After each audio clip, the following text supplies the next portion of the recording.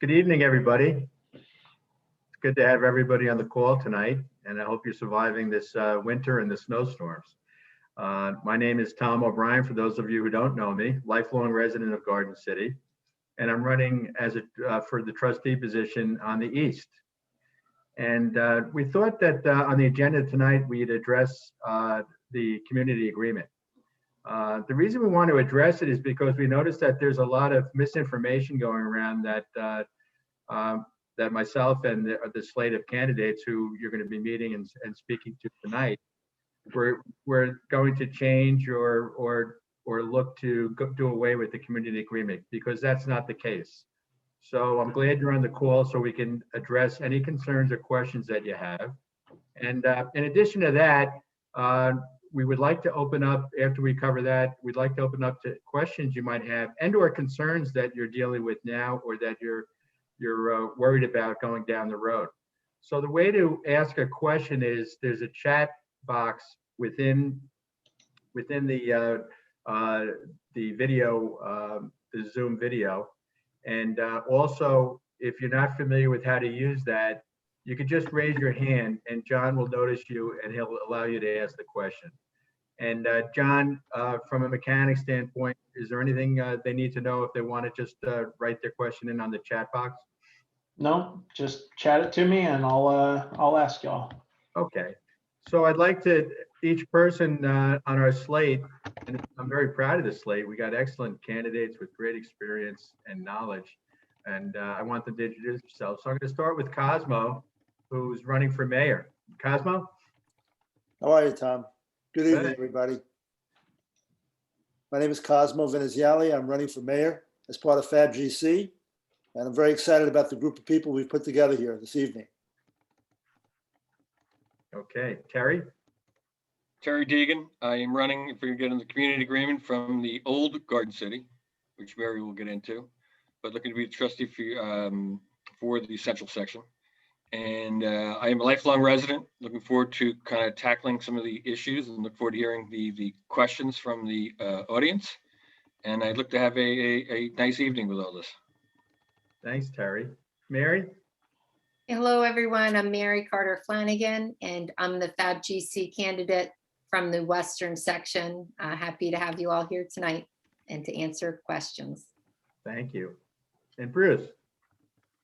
Hello, everyone. Good evening. I'm Bruce Chester, and I am the FABGC candidate from the Estate section.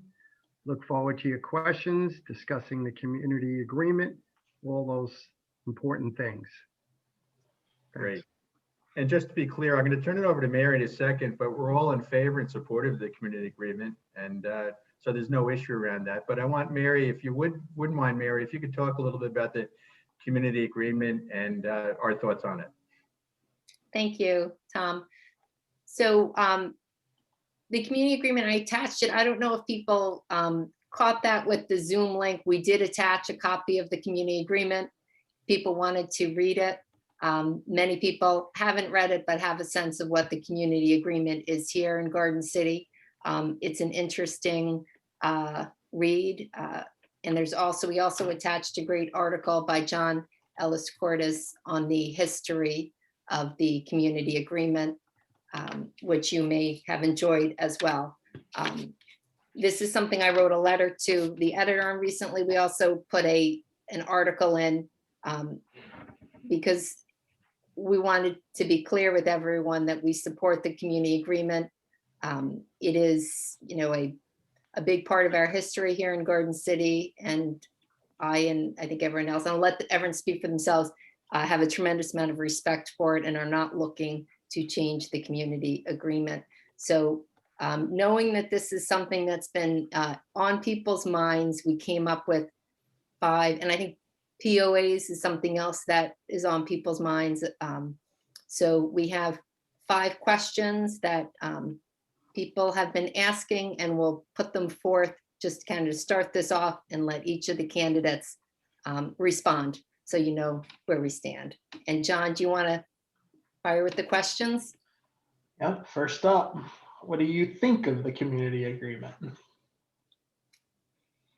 And maybe I'll start, I kind of let you know already what I think. And I support the community agreement, and I think we wouldn't have Garden City as we know it without it. I think it's been a tremendous success, and I'm not looking to change the community agreement. From the article, if you may, of the history of it's really what brought Garden City together as one village. There were, fights amongst the different sections and the thought that we wouldn't be able to all be governed together. And the community agreement is the document that really brought us together. And it set out, it was used to be called the gentleman's agreement, that each different section of town would come up with their candidate, and the other sections would agree. So they were basically agreeing that they would be ruled, or be governed by a group representing all the sections. And we still have that here today. So I'll pass it on. Terry, you want to? Sure, I'd say the same thing in that it's been a 100-year-old agreement, worked out well for the village. When in the outset, it kind of kept everyone together, kept the community together. It's not something that we oppose, it's something we embrace. Yes, we are in a different time right now in that we are a competing party to the status quo. So yeah, it is a little different. We are not looking to do away with the community agreement at all. Can I go, Mary? Yeah, Sure. go ahead. Go ahead. Yeah, I agree with you, Terry and Mary. We're not here in opposition of the community agreement. We're really actually following the community agreement by providing representation for each section of the village. I think what's important to know here, to dispel all these rumors that we're a rogue group, is that we've come together because of the issues facing us now. As Terry said, these are different times right now. We're under pressure from various problems in the village that have to be addressed. And I think that's the beauty of the community agreement, allows for this kind of representation. And if I could say so, I think it's important for people to read the community agreement, because a lot of people are going off hearsay. So I think it's important to read it and get a good understanding of it. And as Cosmo and Terry and Mary said, you'll see that we're not against it or looking to change it in any way, shape, or form. Having grown up in town, I consider the community agreement a fabric of our community. I think it's essential and critical, and it's worked out very well over these years. And that's why I still live in this town. I am also in agreement with it. I've been a resident, my wife and I have been residents here in Garden City for 22 years. There are surrounding towns that have two-party systems in their elections, Mineola and Westbury, for example. I think ours works fairly well and has worked fairly well with the alternating of sections and who becomes mayor. I think right now we have a situation of quality of life issues that we felt needed to be addressed. And that's really the main reason why FABGC was started. But again, I'm in agreement with it, and I agree with Tom that people should really read it. But we're not trying to do anything to destroy the town or the system that we have. Thanks, everyone. Next question, John. Why are you doing this if you support the community agreement? All right, so this, I think some of us got into a bit. The reason, and I think I've written on this and probably spoke at the Zooms before about this, what brought me to FABGC was the firehouse issue, going to a meeting at the firehouse and seeing, the firehouse committee making a presentation and not being supported by the trustee there at the meeting, being resisted really by the trustee, and a lack of transparency. So the issues, as I got more, involved with the group, the reason I'm doing this is because I think we have a crisis right now in our local government, not caused by the community agreement. There's always been an option for an election or challenge by election. And I think a lot of the articles we've been submitting to the Garden City News are kind of setting out some of the problems we have right now that I think need to be addressed. And the only way to address them timely really is by challenging like we're doing. And Mary, if I could add on to that, if you think about where we're at right now within the community and the potential money outlay between the firehouse and St. Paul's, the water, and everything else, I mean, this is a big point in time in our history. And we have to make smart decisions and protect everybody. Nobody wants to see the taxes to continue to go up. So this is a very pivotal period. Yeah, and if I could add to that, I think decisions being made are the key. The decisions that have been made are the key of why I'm running. I was asked to run by a number of people in town after the slates went out through the POAs on who they were nominating. So the main reason I got involved is I was following the issues and some of the decisions. And one of them with the handicap parking, I thought that was disgraceful. I thought it was an embarrassment to our community. And it was something that people should really feel bad about, to fight that. Having worked and on programs with people with disabilities, I have to tell you that if you want to know what it's like, spend a day in a wheelchair, spend a day on crutches, spend a day on the walker, and you realize how important handicap parking is and how essential it is. They have every right to park, to get around, to use our stores as any of us. And just remember that your parent or you or somebody you love might come down with an illness or just, require extra help where they're going to need that parking. So that was one of the main motivators. The other one was the polls. I thought there was a lack of transparency. I think we didn't have a good, we weren't being a watchdog on it, and it went up before anyone really realized what was happening. If you look at the before and after pictures, it's really embarrassing. And it's affected all those residents on that side of town. Also, the water is a big issue.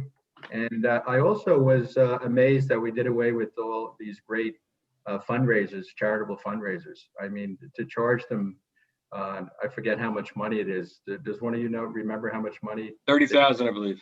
$30,000. That's ridiculous. I mean, they're happy to cover their costs, but they had to do away with the Andy Fund and the Jay Gallagher tournament as a result of not being able to afford those kind of fees.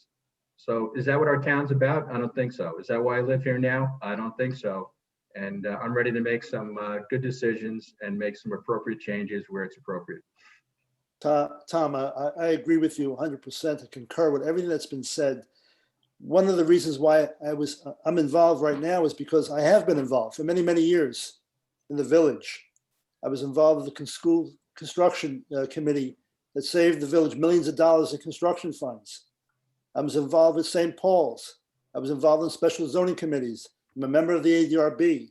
So I participated for the last 20 years, providing services and my expertise to the village. I'm a member of the WPOA. I'm a member of the Firehouse Committee, right? What's happened to our committee is devastating. We've been over a year. It's been over a year now, and we still don't have a proper response from the village. We don't have a proper response from our board of trustees that represent us. I mean, it's mind-boggling. And we just touched upon 3 or 4 of the issues. There are more issues out there.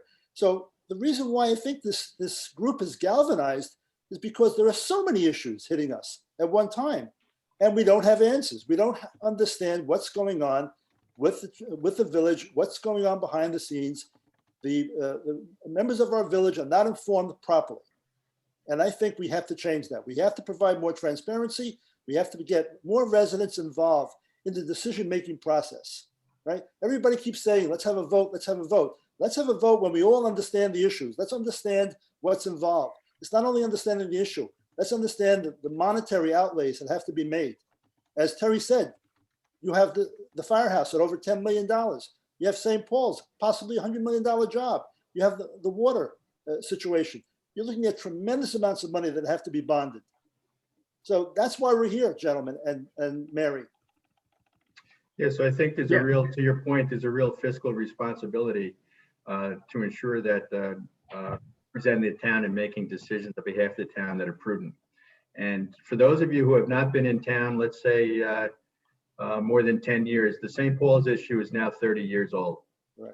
And it's getting very tiresome, and it's at the point now where people aren't paying as close attention as they should be because of all the expense going on.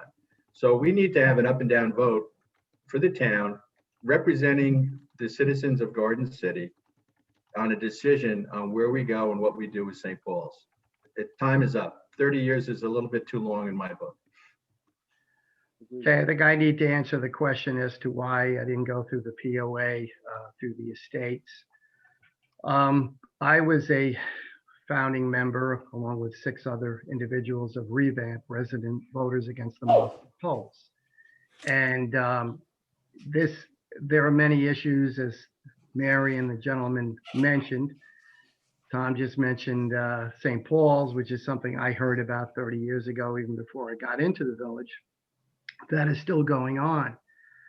But the frustration was that the trustees, in regards to the polls, and again, there are many other issues, but I can speak to this one right now, on the third track committee, that did nothing to stop what went on outside of sending a letter.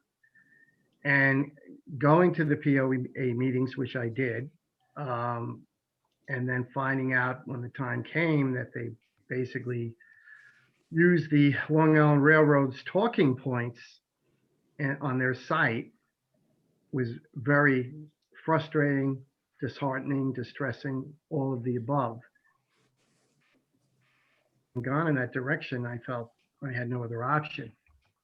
And that's, when FABGC came about, and then we discussed all the various issues in the village. It's been mentioned, the firehouse, they've mentioned the casino, St. Paul's, all the different things. And I just felt it was time to get involved, and had to do that, unfortunately, because I didn't think the POA would go in that direction. All right, Nick, thank you, everyone. Next question, John. Yeah, just quick FYI, I've got a little bit of a backlog of questions here. I promise everyone will get to them. We'll abbreviate these. Yeah. Do you want Garden City to become a 2-party town? I don't myself. In joining FABGC, we're doing this, at least I'm doing this, to address an issue of transparency, lack of transparency, and resistance to community engagement. I don't think there should be a need for a 2-party system. And I like the way that Garden City has run historically without a 2-party system, as long as we're able to maintain the level of transparency and community engagement we all deserve. Yeah. And I think you have to view the candidates as a slate of candidates, not a separate party. It's a slate of candidates going into our present government structure. We have some serious quality of life issues. That's why we came about. Not necessarily to start another political party in the town, but to address these issues that we feel have not been addressed very well. And also, as Mary mentioned, transparency to the residents, to get their voice and listen to them. And I think that's what we want to do going forward, and hopefully within the agreement the way it is, and to get involvement with our each individual POAs. I would add in there, one of our core premises is term limits. And one of the things we've also discussed time and time again at our internal meetings is creating community committees. And we have a wealth of talent around this village. A lot of people, very different experiences and expertise that should be utilized, and they should be engaged with, and should be put on committees. There's a lot more to it. And if you want to take St. Paul's as an example, I'm sure we'd come up with 40 to 50 people in this village are well qualified to be on this committee, come up with numbers, and allow the village to come up with a proper vote. I agree. The intention was never to create a separate party in opposition to the community agreement or anything else. The intention was always a group of residents who got together saying, hey, things are not going the right way. and we want to see if we can make a change. We can make a change for the better for our community.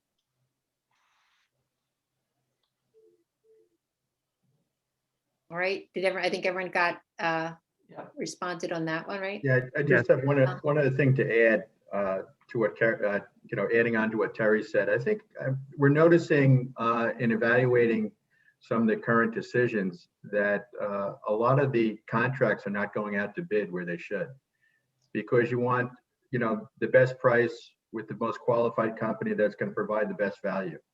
So I think that has to be looked at so that things go out for a proper bid, and that there's a committee that oversees that bid process.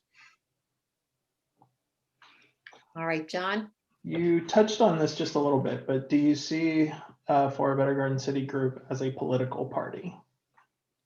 I'd say definitely not. There's nothing really political about the group, nor do I think village politics should be political. We're not all aligned politically, I know that. We're I agree with Mary. we're definitely not aligned politically, and I think that's the beauty of it. We're all of different political persuasions, but we do agree on one thing: we want a better Garden City, and we want to address all these issues and the ideas we have, as have just been mentioned, the term limits, and certainly major expenditures going out for bids, but we're not looking to have a second party. I consider myself apolitical. I just want to get in there and work with my fellow residents and represent them properly and try to make the best decisions possible. And that's what I'll work to do. All right, anything to add, Terry or Cosmo, to that on whether you think this is political or? Well, I agree, Mary. We're not political at all. We all come from different backgrounds, and we've come together to solve these problems. And that's why we're here. I think everyone has kind of summed up exactly how I feel as well. Nothing different. All right, do we have another question? Yep. John, on this string? What role do you see the POAs playing if you are elected? You know what, that's something I'll start there with, a friend of mine was asking a question about that on paying for POA dues.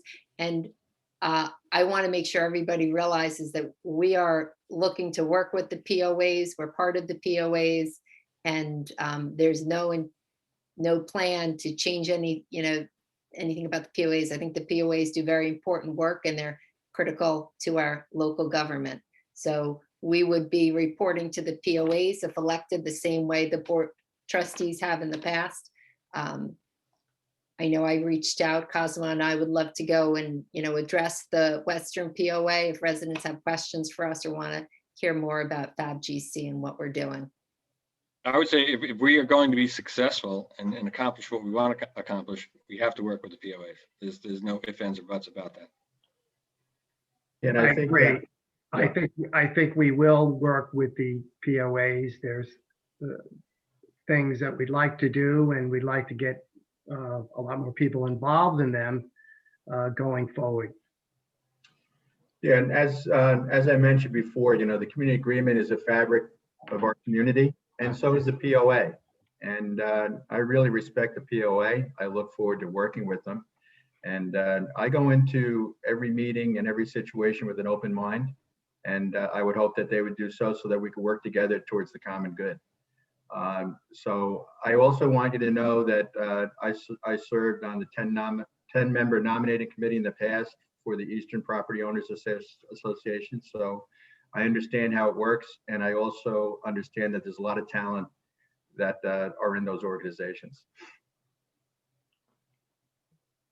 Cosmo, did you want to chime in? You are the POA. I mean, you're so Well, involved. with the POA, I've but if you wanna been be involved with my POA. Obviously, I've been involved rather intensely the last year and a half, trying to help them solve a problem in the West. So again, the POA does provide a tremendous service to our community. And I think, like anything else, like any organization, including the Board of Trustees, and everything is open for improvement. That's what we want to see. We want things to be improved. That's definitely what I would like to see in our POA, the estates. John, were those the 5 questions that? Yeah, but there were some follow-ups kind of coming in while y'all were talking. So let me kind of ask on the same lines. The community agreement was also created to ensure equal representation, to support the community agreement, but haven't, sorry, I think this was referring back to something you said, Mary. The community agreement was also created to ensure equal representation, that she supports the community agreement, but have you considered that by running against the community agreement nominees, you can create unequal representation? If that happens, you will have changed the course of history.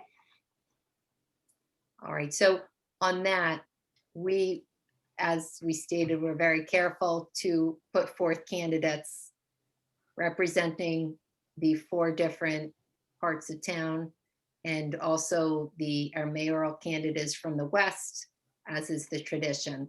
I think what this person who's asking the question is referring to is the way our voting is done in Garden City. And it is my understanding that when people go to vote, there'll be 2 lines. There'll be the FABGC candidates, and there'll also be the POA candidates or the Community Agreement Party candidates. The mayor will be separate, as will the spot that I'm running for is a 1-year continuation. So there will be 3 trustee positions, all within 3 2-year trustee positions that you can vote for. So I think what the person who's asking this question is bringing up is that there is a chance you don't vote per section. Every resident can vote for 3 2-year trustees. It could be the 3 FABGC candidates. It could be the 3 community agreement parties, or it could be some combination. And if there's a lot of people, or there are a lot of people voting for a combination, hypothetically, you could and throw off the balance. That's something, I mean, for one thing, I think that could be fixed. No one's ever tried to fix that. I don't think it would be that difficult if that was a concern to fix it, but I haven't heard any talk that the village would try to do that.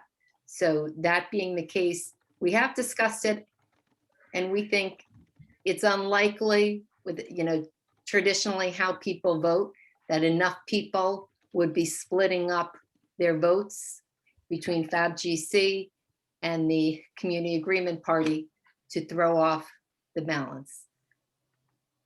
And So, Mary, you might review how many votes each person is allowed. well, everyone can vote for mayor, 1.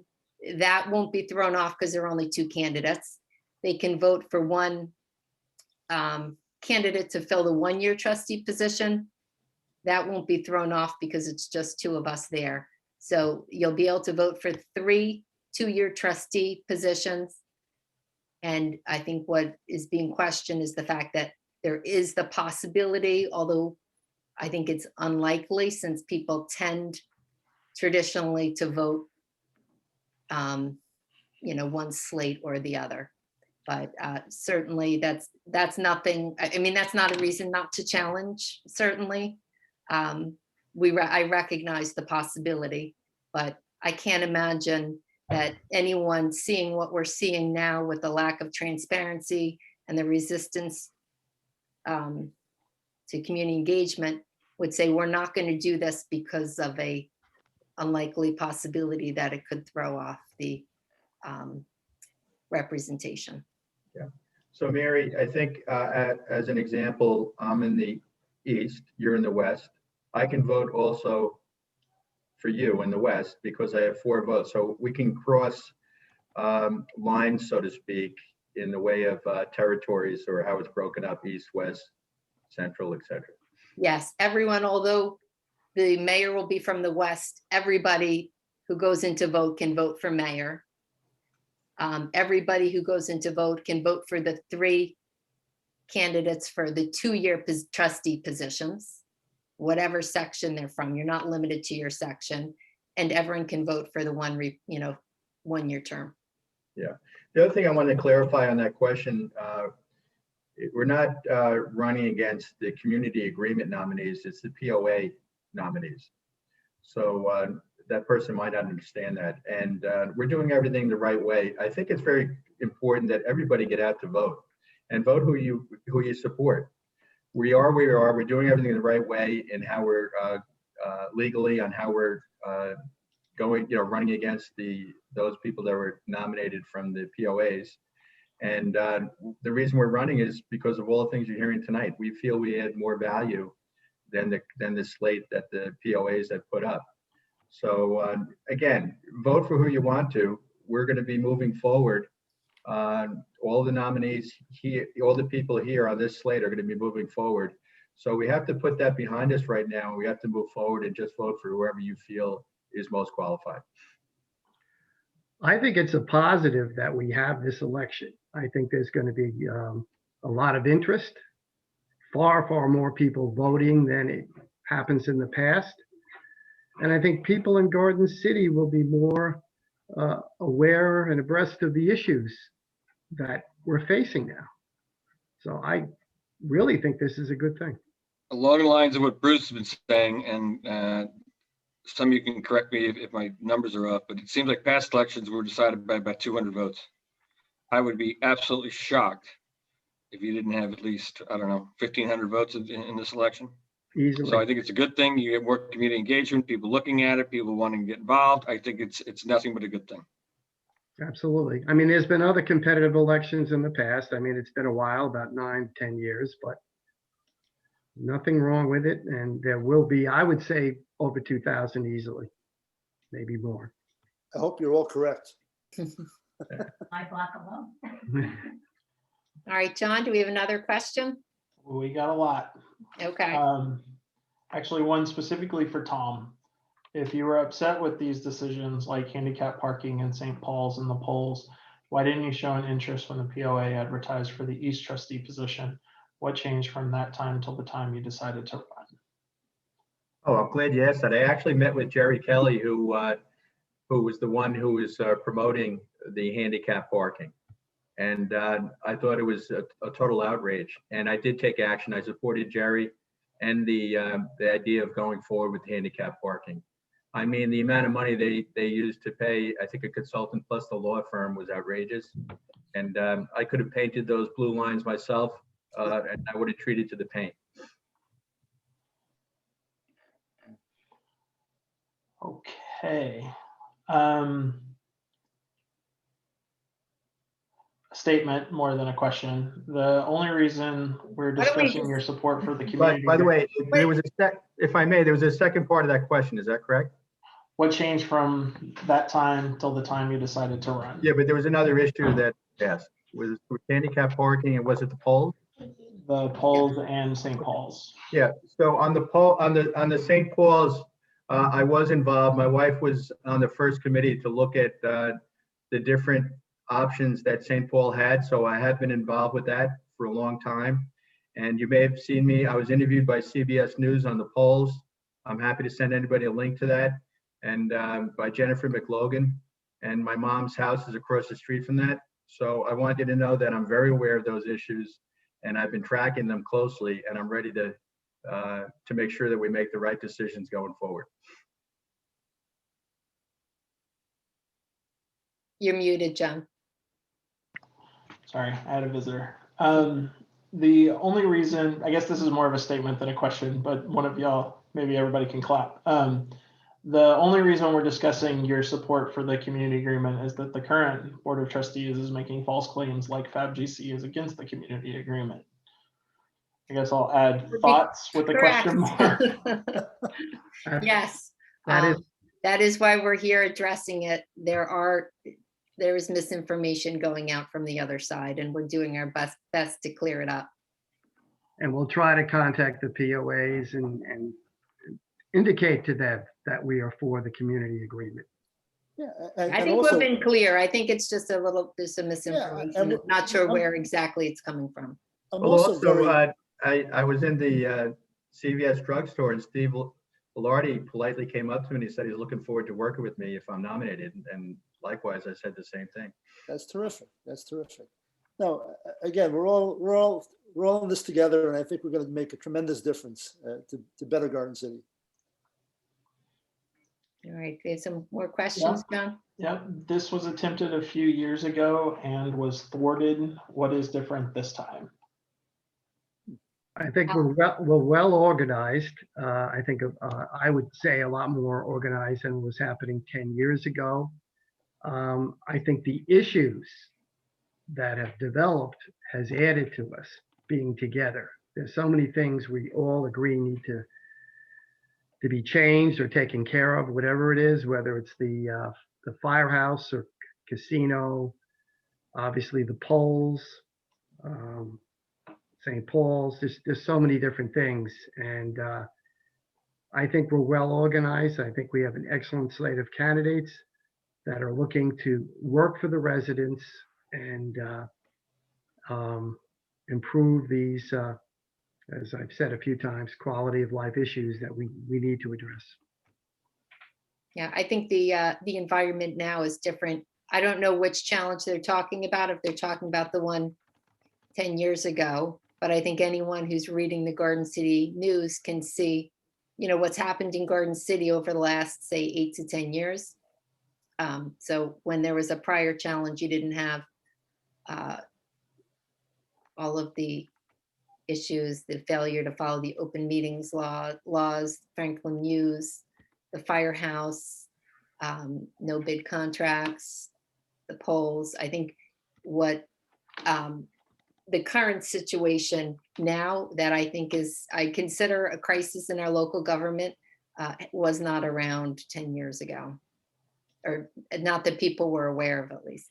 Let The me add last thing I something. would add to that is the ability for the residents to carefully, openly, and honestly voice their concerns and not being shut down or be disrespected. Speaking of the polls again, I don't know if they did an environmental study. I don't think they did on the effects of those big electrical poles on the neighborhood and the children and the parents. They haven't, Tom. They have not. That has to be done. I mean, those are big live electrical poles with high voltage.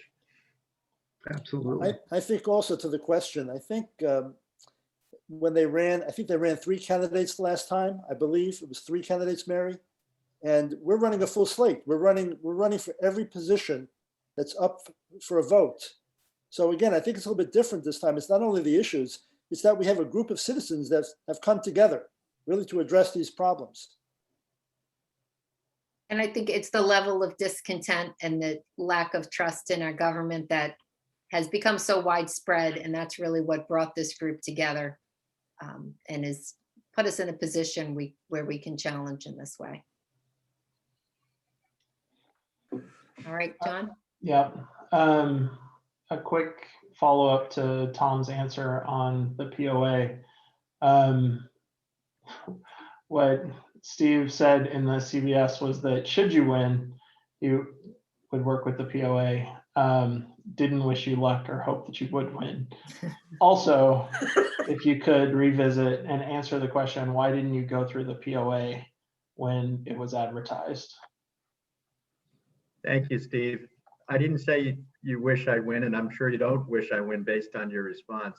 But I did say that I worked closely with you, if you recall, and likewise you reciprocated, as far as I remember.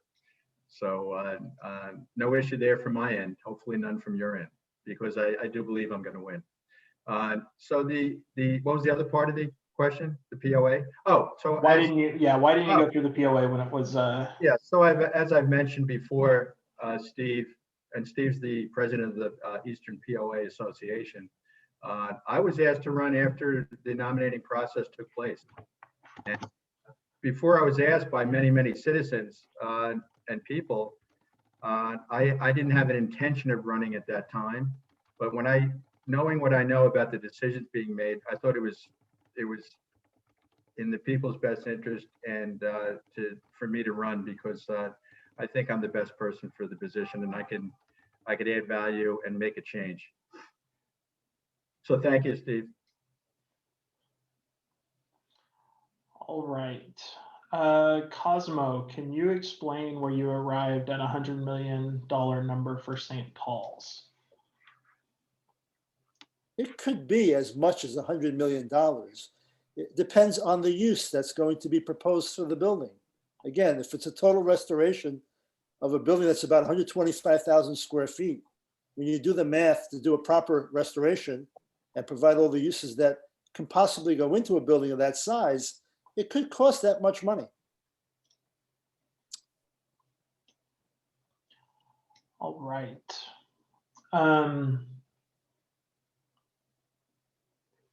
Could the candidates be more active in the Facebook groups so that it's not only Dawn responding? Seeing that people are constantly asking about Dawn being the spokesperson for FABGC, despite not being a candidate, perhaps if the candidate started to respond, it will show that Dawn is not the only face to FABGC. Let me say something about that. I think Don McLeod should be given tremendous gratitude for what he's done, what he's tried to do to help this village. He's been a lifelong resident of the village. I know Don personally. I've coached his son in soccer. I know him really, I know his whole family. I mean, we're talking about neighbors and residents that really have a tremendous interest in helping this village. So I'm perfectly fine with Don McLeod being a spokesperson for FABGC. And I look forward to him continuing on and trying to help us. I agree. I think Don did a great job in putting this together. His fortitude and persistence in doing this so that we would address these major issues. I suppose we could go on Facebook and go back and forth, but I don't know. It's something I don't think I do that much of, but if needed, I would, and be happy to answer anybody's questions. Our information is on our emails and so forth, and people can contact us directly.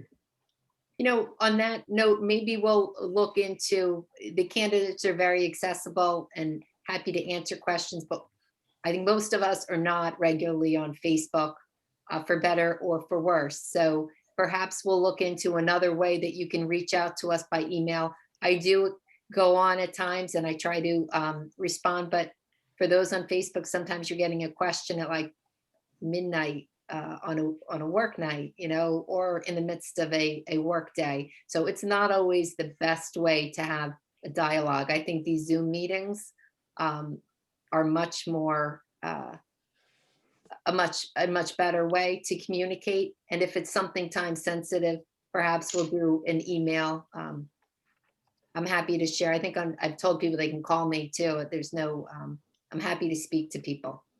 I would like to back up Don a little bit too, as far as his passion is concerned. You know, this group was put together largely because of he and some other people.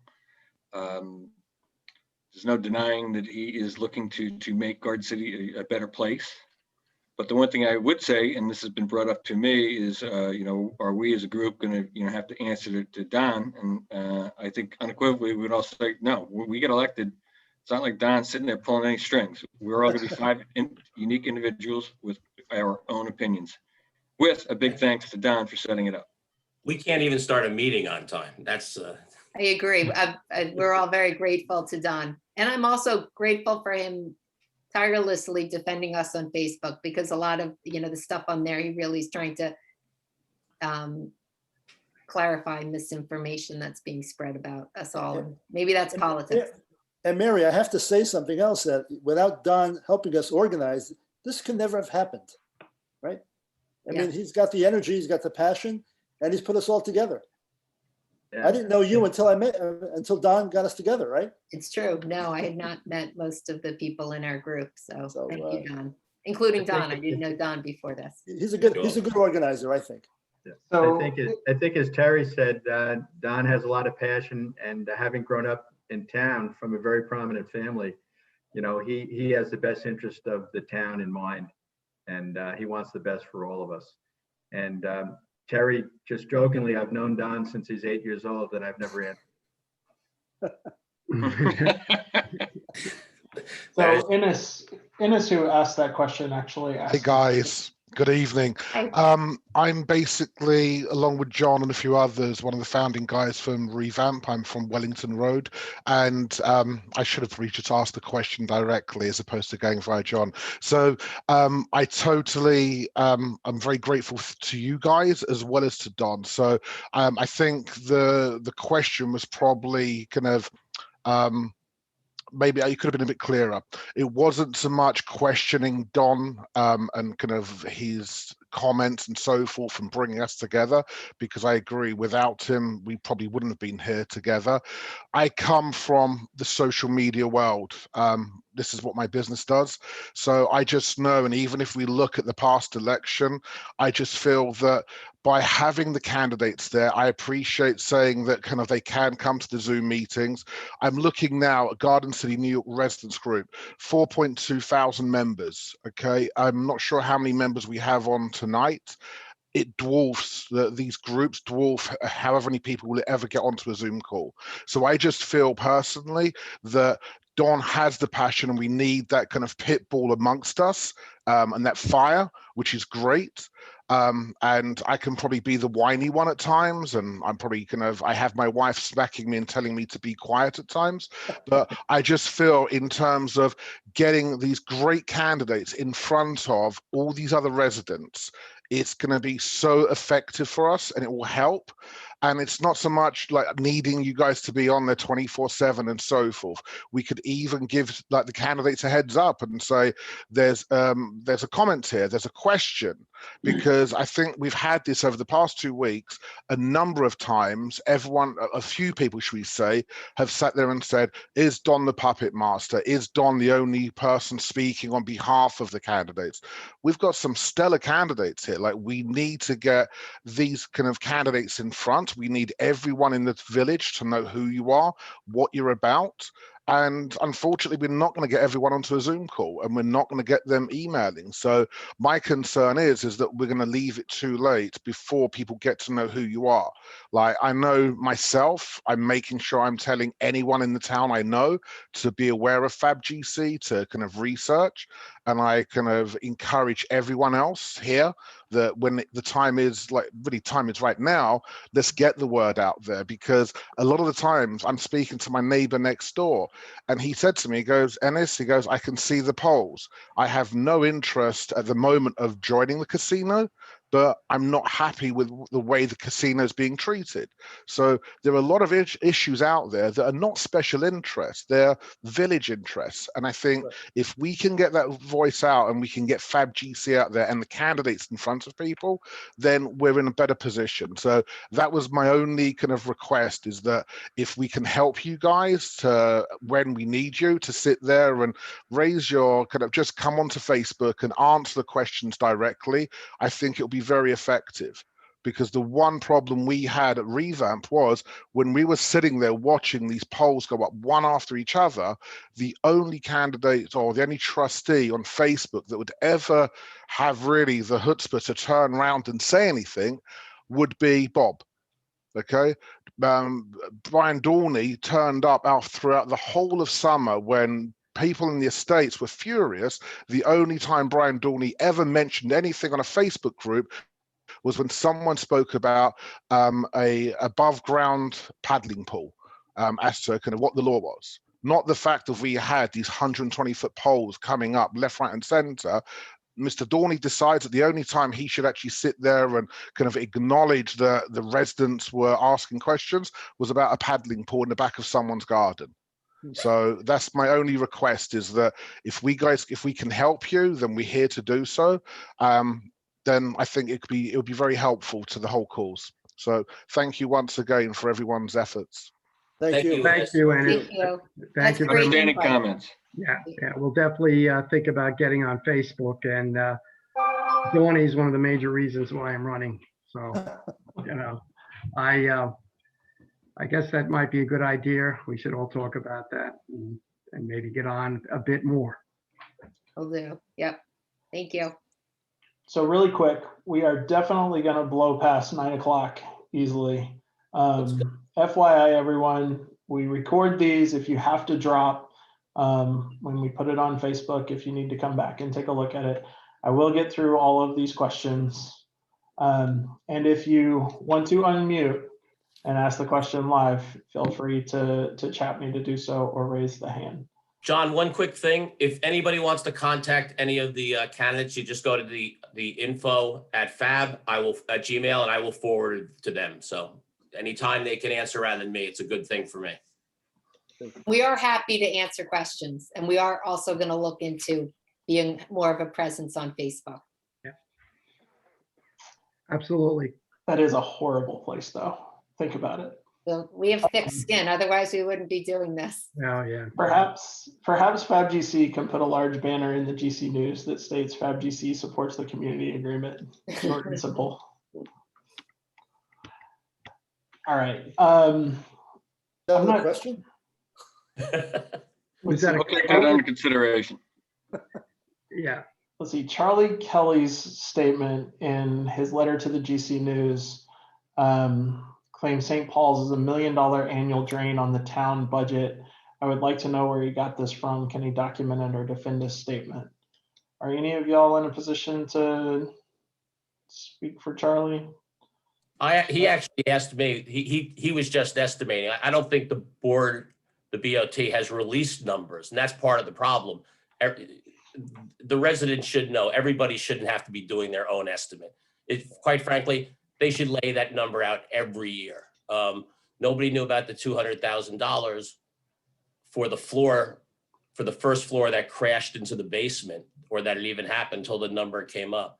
Cosmo would probably have the best estimate, only because he was on the whatever that committee was. And I don't know, and Don, I don't know, because again, Okay, sorry. there's not enough information that's been released. They don't even know their annual expenditures, right, for the last 9-10 years? Well, somebody has to add it up. We don't, they do. I think it's been asked and unanswered. I don't know if there's a FOIL request. I know there are, it's not easy to get information. There's a FOIL request on the St. Paul's, I'm sorry, in the Firehouse issue, which shouldn't be that voluminous, but it's still waiting. And I think Revamp may have FOIL requests also. So it's been asked. It would be nice to know from the trustees. Should be routine. Yeah. Revamp has a lot of requests, but If elected, will the candidates work with the board meeting code of conduct that was adopted in October of 2018, or will you want to amend it? What portion of the code of conduct were you referring to? The questioner, do we know? I'll wait and see if they ping me back and then ask the question again. Yeah, I think we'd need Because there's something plenty. more specific as far as what we might want to change and what you think we might have a problem with complying with. If you're talking about the 4-minute rule, I think that's what we're going to change that immediately. Yeah. Right. we're going to make it a little easier for residents to ask questions and, for a longer period of time, and Absolutely. try to be a little more amenable to them. We're in And I favor think of most- answering the questions too. I think also I plan on treating people the way they, I want to be treated. So that's with the courtesy and the respect and listening. Even if you don't agree, be a good listener. Don't attack people. Mhm. All right. Which of the candidates will act as the finance director of the village, if any of you, and work hand in hand with our village treasurer and staff? Will this person be attending the budget meetings next month? I think we're all going to, I think we'll all be attending the budget meetings because I think that's something we all need to be informed of going into the job. As far as who would be the finance, that has not been decided, who would be working with different departments. I have spent 35 years on Wall Street. I'd be happy to throw my hat in the ring for that. Yeah, and I ran my own P&L for a major organization in New York. And I also been on the budget and finance committees for a major profit organization. I ran my own business for 30 some odd years and had to make sure that my revenues were not higher than my expenses. And I've been president of several organizations where I basically had to do the same thing, both professional and civic. So I would certainly be involved in that.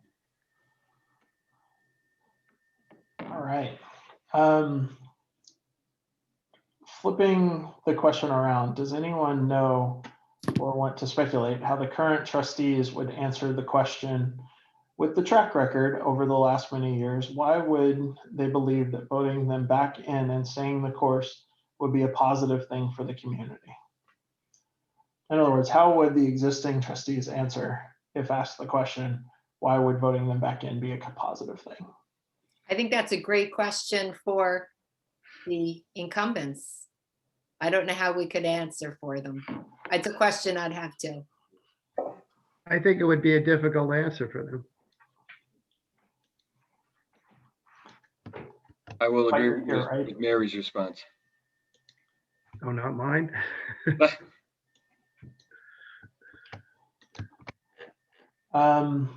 Will you look to replace the village attorney if you're elected?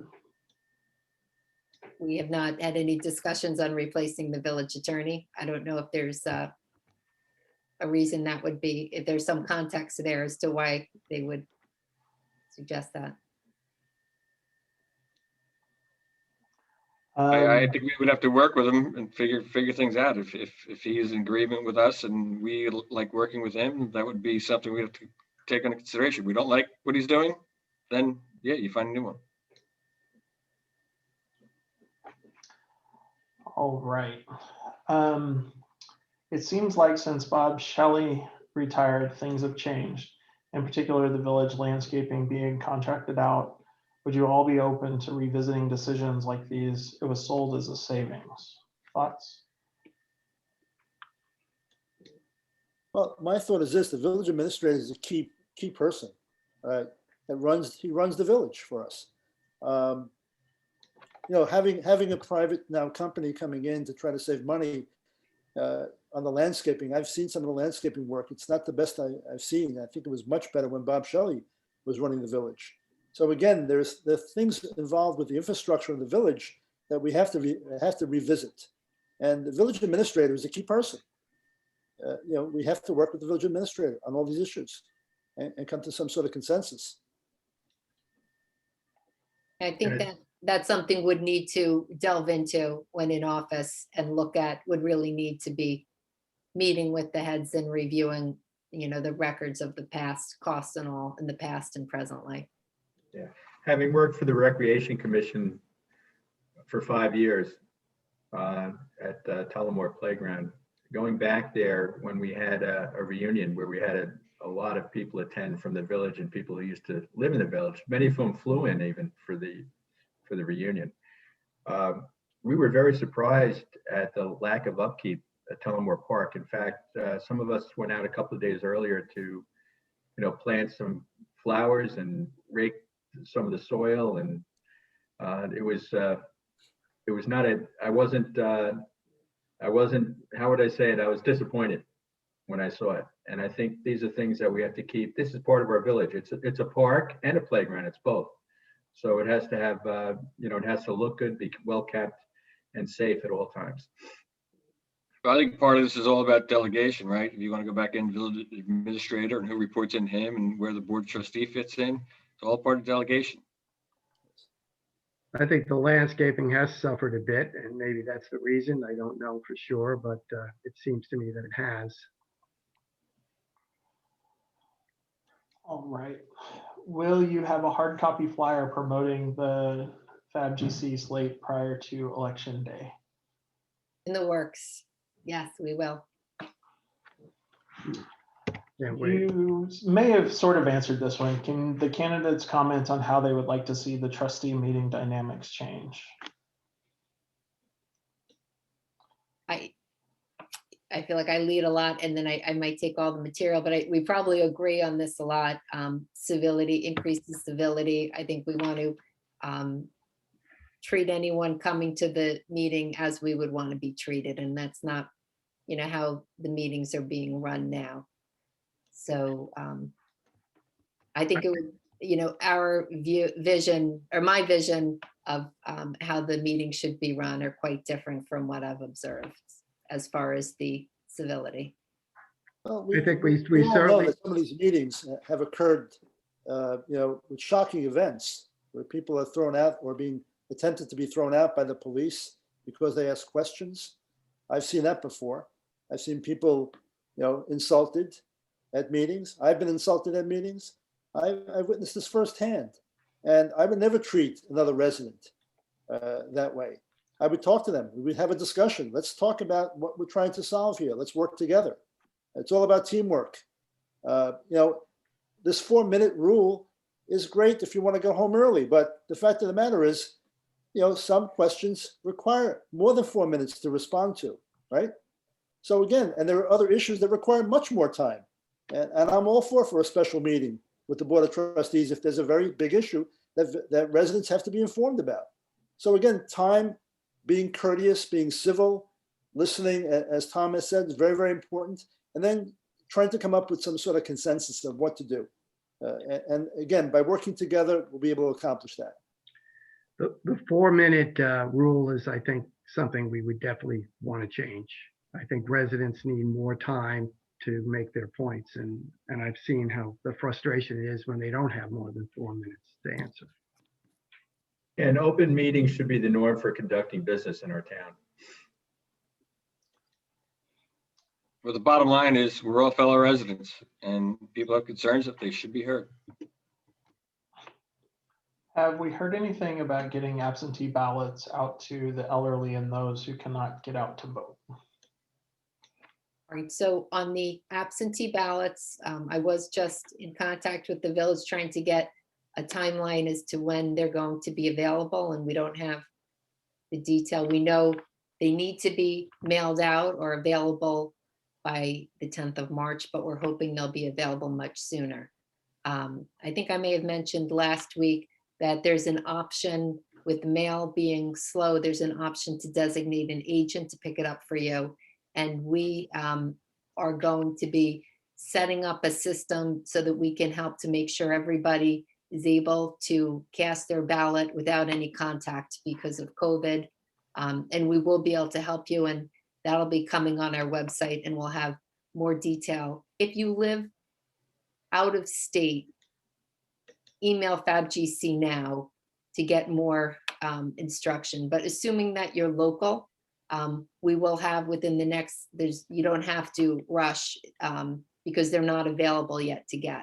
They can be picked up actually with that absentee ballot application. So you don't have to rush to send your application in, and we'll likely have something on our website to have like assistance for people in making sure that you get your absentee ballot.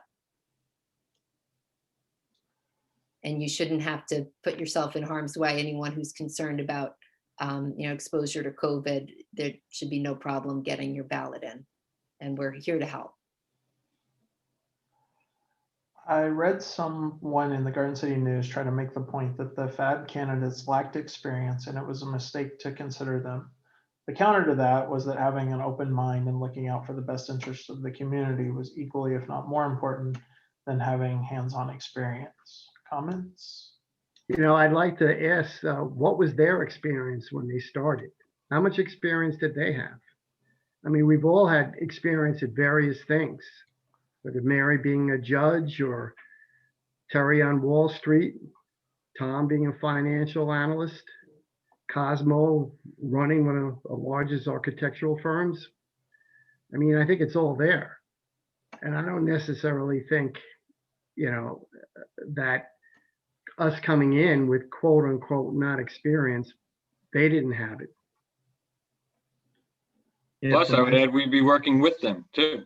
So it's same time we would be working right next to them and learning from them. And I think we can improve things. And I think the point made earlier, it's good to have term limits because you need fresh blood. You need new thoughts and ideas. And those people that are leaving the positions should do a nice transfer of knowledge so that person comes up to speed as quickly as possible. And I think you can look at our bios and you'll see that we're all very qualified. From my perspective, I've been a trustee of some major not-for-profit organizations. I've run meetings, sat in meetings, and I know how things go, how they should go. And I can leverage that experience by being a trustee in the town. Yeah, I'd also. You're absolutely right. The resumes that we have speak for themselves. We have tremendous experience, tremendous knowledge. You know, I have personal experience working in the village, working on committees. You know, again, I've donated a lot of my time to the village, as you have. So again, we're not coming from an obscure point of view. We're really coming very, very close to what's needed here. We need people that are passionate, that want to make a change for the better. And look at what's happened with the Board of Trustees. Even with their experience, they've made so many bad decisions. Why is that? Can somebody explain to me why they have made so many bad decisions in the last 5 to 8 years? And that's, I think, why we're all here. We're here to change that course and improve upon this and make it for a better Garden City. That's exactly what we're here for. Yeah, I'd echo what everyone else has said. I think looking at our resumes, we all bring, you know, a wide range of experience to the job, and we're also committed to Garden City. We're here because we love the town and we're ready to put the time in. And I have no doubt we will learn very quickly and do a great job. Can I vote for a combination of POA and FABGC candidates? Yeah, so that was the issue that someone else had brought up before. Yes, you can. On the 3 two-year trustee positions. Correct. Yes, there are 3 positions. You'll have 3 votes for a 2-year trustee. You can mix those. The mayor vote you can't mix. The 1-year term you can't mix. It'll be either or. If 2 or 3 of the FABGC candidates win, do they now serve on their respective POAs? Yes. I mean, that was something we wanted to make clear at the beginning. We would report to the POAs and would look forward to working closely with the POAs the same way the POA candidates would. As I had said earlier, in order to be successful, we'd have to. Yeah, we have no choice. We'd have to be involved, and we'd want to be involved with the POAs. All right. For Cosmo, on your first introductory Zoom, you noted that one of your first orders of business was to create a committee and task them with coming up with 2 ideas for St. Paul's with a 90-day deadline. How is that possible? No, I don't think I said that. I think maybe that was Mr. Kelly that said that. That was Charlie. Yeah, I don't think I said that. I'm sorry. I don't think it's possible to do it in 90 days. How would you do it, Cosmo? How would I do it? Yeah. Well, the way we would do it is we would get a committee of residents that are really knowledgeable in various aspects of design, construction, legal, finance, and we would put together a committee and we would look at various uses that can be possibly used for the building.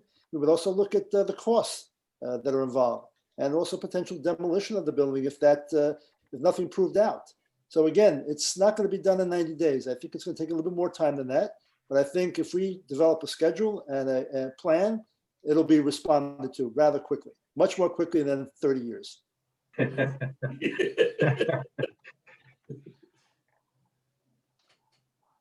All right. If the FABGC slate wins going forward, how does the creation of this group alter the voting process for future elections? How will FABGC sustain the momentum going forward so we don't find ourselves in the same situation that the POA Board of Trustees find themselves with low voter turnout, low resident turnout at BOT meetings, not enough candidates to running unchallenged? That was a mouthful. I would say if successful and things are running smoothly and things are resolved, I don't think you would see another party come up. That's exactly right. I think that's what we want to do. I think that's what has happened in the past. You didn't have a challenge because things were running smoothly and residents were happy with what was going on. Frankly, that's, was my feeling and a few of the others, is that your hope is that they're acting in the best interest of the village residents.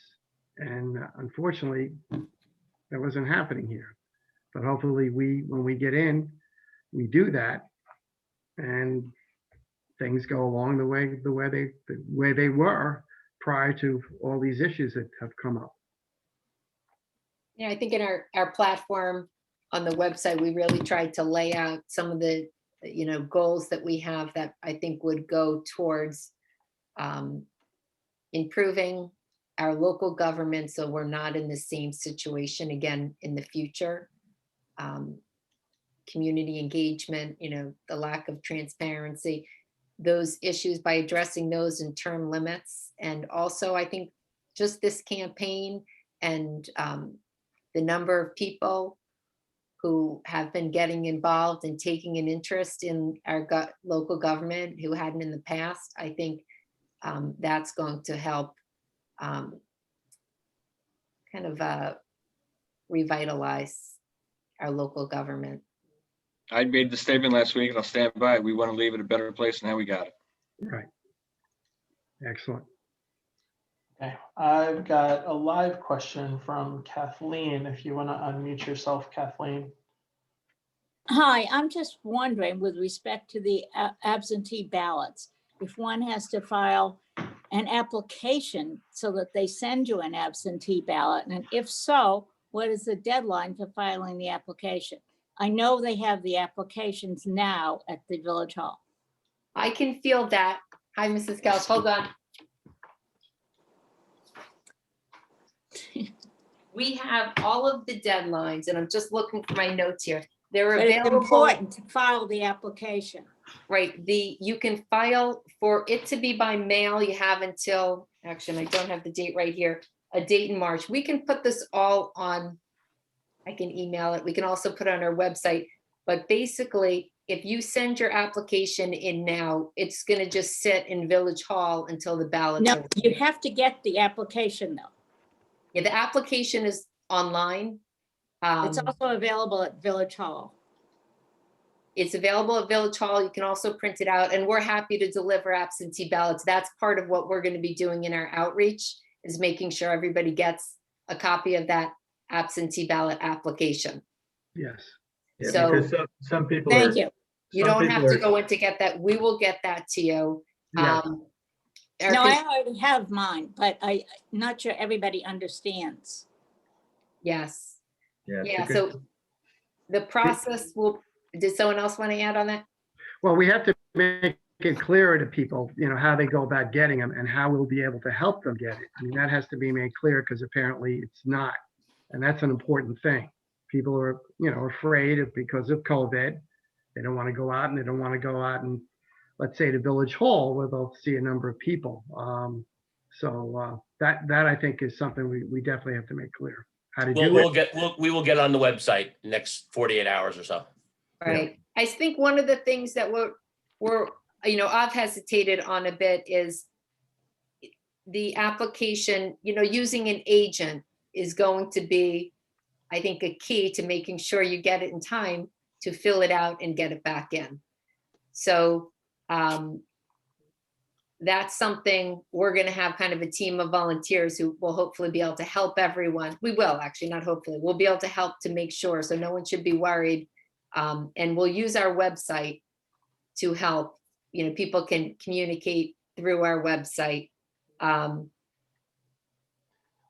the information for getting the absentee ballot and all of those things and the dates where you need to request it by, all of that is already on the website. Okay. I So, think another avenue of communication is, Don, if you could provide people again the email address, because they could communicate through you as well if they're not, going to the website. It's, I pulled the dates here just for March 9th. If your ballot were to be mailed to you, it needs to be requested by that application for the absentee ballot needs to be submitted by March 9th. If you're actually going to have it picked up in person, it could be as late as March 15th that you get your application in. And Mary, are they available now? No, that's the That's what I thing. thought you said. The applications are available, but the ballots haven't been prepared. And the And- date again that the ballots are supposed to be prepared and available is? That, March I had 10th. that question in to the village, and we're hoping it could be as late, and this is why we haven't really laid out our plan entirely. They could be come out as late as March 10th. the ballots ready for the public, which would make it with the mail issues we're all probably experiencing. We certainly are. It could be very difficult if it was mailed to you from the village on March 10th for you to receive it, mail it back in and have it received by the 16th would be difficult. We could easily get somebody who's IT savvy. In fact, one of my consultants, they could do that within hours. Oh, Tom, you heard me so. Oh, right here. So All of this, nobody's remembering Yeah. the So slew of John, dates John, that we we can, just- John, why don't you go down there and volunteer and just put it together for them? That shouldn't take more than. Tom, John is not just the moderator. He's our IT guy. He's I our, know. he works at Google. My God. But I mean, seriously, nobody will- has to John will tell you. remember. Nobody John will has to tell you. remember the dates and the addresses and all of that. On our website, fabgc.org, how to vote. We'll keep it up to date. We'll give you all the information that we know. At this moment, the only thing that you can really do is request the absentee ballot be mailed to you. And the reason I'm not saying do that right away is because it would probably be better for many people to, if you filled that out, have Matt Flanagan pick it up for you, for instance, you know what I mean? And then he's going to drop it off at your house, so there's not a rush to mail it in yet. And we're going to have better detailed information on our website. But not to worry, because no one has to go out and have contact in order to vote in the election. And we're here to help. We do have a few more questions. Sorry, folks. Good. For Cosmo specifically, do you think St. Paul's can possibly have a viable design plan that could cost less than $100 million? Of course. Of course it could. Again, we have no preconceived notions. We have what we call a clear tabula rasa. It has to be analyzed, and then something can be figured out. I'm more than positive it can happen. Okay. Who am I responding to, John? If I vote for one board candidate from each section of town, but split that vote between the two tickets, that would preserve the balance of trustees from each section, correct? That's correct.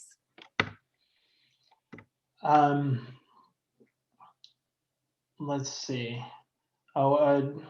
Sort of a question, but I think it's not correct. The ballot is created by the Board of Elections, not the village, but I don't think that's right for a village No, election. it's actually the village clerk, although they're under the rules of the Board of Elections. And why wouldn't ballots be accepted as long as they were postmarked by March 16th? That's not the village. That's what the law is for the village elections. And we can't change that. It would be nice if we could, but unless the legislature, it's a state law, so they have to be received. They can be dropped off, and that's something else, like an absentee ballot can be dropped off on the day of the election. And we can help you if you'd like us to do that for you. Oh, That's the type of thing we have a team of volunteers happy to help. We would have to. Let's see, for the firehouse and the polls Freedom of Information law requests, how long have Revamp and the Firehouse Commission been waiting for information from the village? I think, John, you can answer that one for Revamp. We're at 8 months. Wow. 8 months. It was a rather big FOIL request, but 8 months. Yeah. The one on the firehouse was put, I don't think the firehouse committee did a FOIL request, but a resident did. And it was put in on February 7th. So, Correct. oh no, I'm not sure. What's the, it was in my the article. I can check on the date and I'll get back after the next. There question. might have been another FOIL request made by the Firehouse Committee by one of the attorneys who works with us. Okay, do you have That any might have idea been happening in when? the fall, I believe, the fall of Okay. last year. this was more an FYI. The WPOA has a St. Paul's committee that is fact checking the information given to us by the Board of Trustees regarding parkland designation, review of consultants' work on current stabilization and abatement, financing, programming, zoning, and what demolition would mean. Do you have any extra insight on that, Cosmo? Are you still on the St. Paul's committee? No, I'm not on the St. Paul's committee. Oh, okay. How do you propose we change a deeply entrenched culture from where we are currently to a more open, honest, and transparent board? Vote FABGC. Yeah, If I mean, anyone that's the wants whole, to add to that. well, that's the whole reason why we, Simple. not the whole reason, but one of the major reasons why we wanted to be transparent. We wanted to have a situation where people could go to village meetings on Zoom or hopefully, in person, ask questions, not be limited to 4 minutes, and be given as much information as possible. I mean, we can't have these, secret closed door meetings. It has to be open to the public, particularly when you're doing major expenditures. And to get bigger community involvement, creating, as I mentioned earlier, the committees to tackle all these different issues. Right. That's And I a very think- good point. I think Mineola's meetings are held on cable TV as well. Right. Yes, you're right. Just to circle back before we go to the next one, the FOIL request on the firehouse was submitted December 7th. Oh, December 7th. Right. December 7th. So we're just over 2 months and no, But that was, last week. Mary, that was from a resident. A resident, yes. Okay. Cosmo, at the December meeting of the Firehouse Committee, you presented your plan to rehab the firehouse. What was your estimated cost? Well, the estimated cost was twofold. It was about $3.5 million that was originally budgeted by the Cameron Engineering, who was the engineering group. And we anticipated with the enlargement and some other work that we need to be done, about an additional $2.5 million of construction, which got us to about $6 million total. And with competitive bidding and obviously a better construction climate, that can be even done for less. It depends on the bidding environment. If only a couple of FABGC candidates get elected, is it an uphill climb? I think this was in response to the change of culture. I would Well, have, I would say if 3 of us got elected, would it be an uphill climb? I think based on our ideas, thoughts, and value that we bring, I think they'd have to be accepted, and the culture would be better. We're Yeah, doing no. this, so we're used to an uphill climb. yeah. I mean, we would definitely have one. I think obviously if all of us get elected, and I think we're all on pretty much on the same page, it would make it a lot easier. But at least we'd have some impact if 2 or 3 got elected. As a group, as a slate, we'd be much more effective than if only one person, let's say, or 2 people were to be voted in. It really would be much harder given the way the board has been acting all these years. Okay, that's my opinion. I mean, you have to be practical. All of us have to be practical. That having 3 or 4 members of FABGC, or all of us as part of the new board of trustees, would be a tremendous difference, and we would affect change much more quickly. Yeah, having the whole slate, voted in, will provide a great unity and a new change, a new beginning for our town. Yeah. The changes would be that much more immediate if we all did get in. Correct. Savon, did you have a question? I did. I actually was hoping you guys can elaborate for something because I'm texting a few people here as we're talking, and we had some questions before that. And maybe you guys can elaborate a little bit. The reason, or I'll backtrack. When and you can tell me if I'm right or wrong of what's happening, but when the POA nominates a person and they come up, let's say there's another person that wants to come up against them, that one section decides they vote and that one section decides and they bring up only one person on the ballot. So when it's time to vote for the whole ballot in March, the other 3 sections who have a right to vote only have one person to vote for. So can you just elaborate a little bit so people can understand that? Well, I think the community, under the community agreement, I think what you mean is the fact that short of a challenge, do you mean when there's no challenge? Savon? She's muted. Muted herself. Muted. You're asking, I Yeah, think, sorry. when there's no challenge, how the voting works, right? Right. Well, even when there is a challenge, so we just had the third Tuesday in January, and let's say somebody was running within the POA through a challenge, then that section, let's say the East, they'll come out and then they'll vote, and then they'll only come up with one candidate that comes up, correct? That's the procedure, yes. Yes. Right. And then that's that's in January, but then in March, when it's time to vote, the other 3 sections have a right to vote on this section, but yet they have no selection because one Right. section basically voted and Right. there's no selection. Correct. That's Now, correct. the other sections can't decide, for example, who the POA Eastern candidate is going to be. The Eastern POA would do that, Right. as with all. the Right. But there's sections. only one candidate. That's the issue. So Yes, it's like, what yes. what are we voting for? And that's okay. That's a big thing. Okay. It's been Thank you. likened to like the Senate, where you have, each state has their 2 representatives and then they work as a body. So it's similar to that.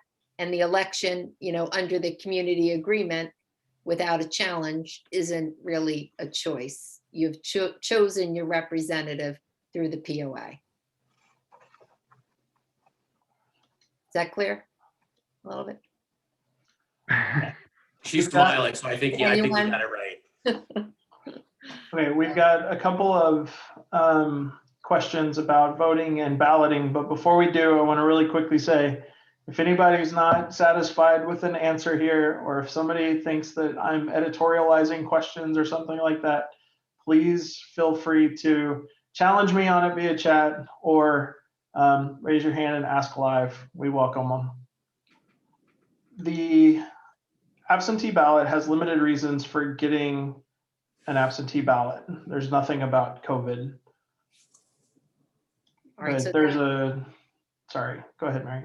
did it pass yet completely, or are we still waiting for that to be finalized? Still It- waiting for, It passed the Senate and it was supposed to go to the Assembly. I haven't heard. I'll take a look at that, when I get a chance, go on New York State.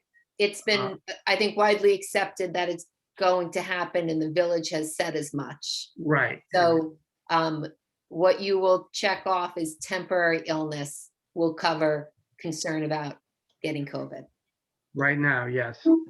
That's what the village is saying, and that's everyone's expectation that that is the rule for this upcoming election. Just hasn't gotten the final. It hasn't been made to law yet, but it's expected to be. I don't think they're going to do a ballot like they did for the presidential and update it so that you can see COVID right there in the ballot. You'll just check off temporary illness. No matter what, even if the Assembly passes what the Senate passed, Mary? Well, the village has already said you can do it. Yeah. Haven't they? Village So- administrator, yes, village administrator said yes. Not to worry. Yeah. We're good on that. I'm sorry, I missed a follow-up earlier about the meeting code of conduct. The question was, have you all read it? And the meeting code of conduct for the Board of Trustees meetings? I think I did actually, although I can't say it back to you because code of conduct is something on our radar. And I wondered if they were making it stricter or looser, but could not tell from reading it. But what's the specific, what I asked before was what aspect of it are you concerned that we may have an issue with? It was Oh, just they a just- general question. There was no follow-up to Okay, it. I did read it. I could look it up now and read it to everyone. It wasn't that, Do not do that. Yeah, it wasn't earth shattering, and it did make me wonder what it was changed from, and that was not easy to ascertain. It is on the village's website. It's not on ours, but it is on the village's website under, I believe, under the Board of Trustees section, and it's titled the Board Meeting Code of Conduct. If anybody else wants to look at it, it is as exciting as it sounds. Sometimes it's hard with the questions being read because I can't always understand whether you're in favor. I don't think the conduct's great. That's why we're here. So I'm confused by the question and what type of a response you were hoping for. We'll thoroughly read it and see how they were how it is in terms of transparency and how they handle I think the question is, Bruce, residents. do the trustees really follow the rules of conduct? Mary, if you'd like, I can be a lot more adversarial in how I ask these questions. Well, you know, If you're not liking my tone. No, it's not that. I guess you're not able to have like clarification dialogue, but I think it was a general question. I guess, John, we're getting punchy as it gets later. Yeah, don't we? yeah, sorry. Last question here, and we'll let everybody go. What is the status of the petition and signatures? And then finally, when and where will the voting take place for in-person? all right, so the petitions are in, and thank you for all the supporters. Over 500 signatures submitted on behalf of FABGC. So thank you all. That's in. The voting will be at Village Hall, and there was a request by George Salem to change that, and that has been denied. And I'm not sure if they were, tied into that location because of the election law, but we've been told it's going to be Village Hall only. We did ask about a drop box, that was denied. But because you won't be able to drop it off, we're happy to make sure everyone can get those dropped off on election day. We can help with that under the election law to make sure you don't feel that you need to have any contact to vote in this election. But to answer the question, election day is March 16th at Village Hall. Right now from 12 to 9, as far as I know, but they haven't Right. extended the hours. And I don't think they're going to. I think they've said they will not be extending the hours. That was requested also. Which they should. Easy to remember, the day before St. Patrick's Day. One of my favorites. All right, that's the end of our show. All right, well, thank you everyone for coming, and Thank you. we'll see you all Thank you. next week. If you have any particular topics you want us to address next week, let us know, send us an email, or contact us through the website, fabgc.org. We'll also just kind of watch to see what questions may be coming up and what people may want to hear more about. Thank you, everyone. Thank you. Yeah, Good thanks night. for coming. Thank you, John. Thanks, Good night. John, for moderating Thank again. you, John. You, John. Good work. Have a good night, everybody. Good night. Thank Good night. Good.